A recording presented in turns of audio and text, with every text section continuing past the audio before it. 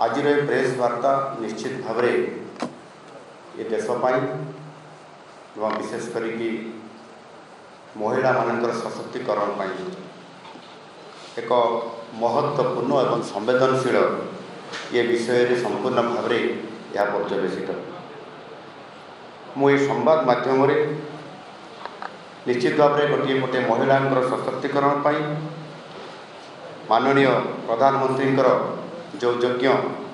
एवं आरपटे यह विफल करने जो षड्यंत्रकारी विरोधी दल मानकर विषय आपण मानकर पाखरे रखी आ पूर्वर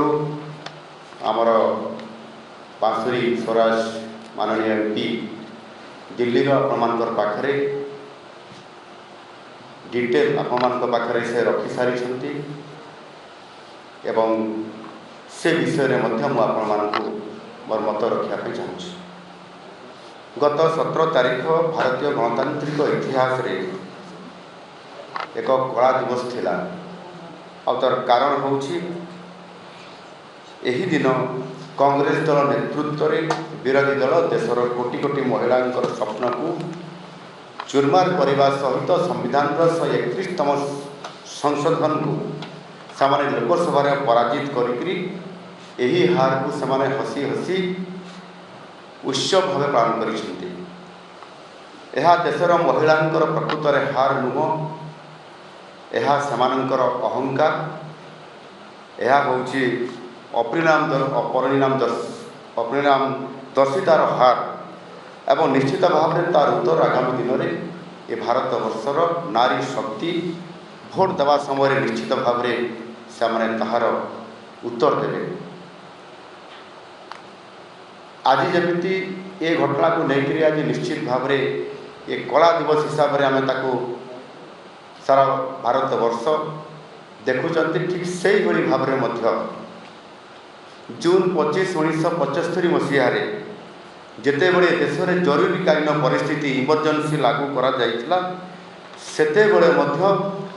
कांग्रेस दल यह एक खुशी मनाउथिले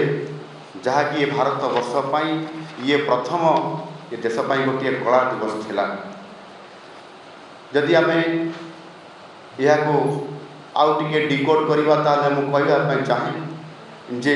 ये देशर जनसंख्यार अधा होउछंती महिला अर्थात 140 कोटी जनसंख्यार अधा होउछंती महिला। महिलांकर बिना ये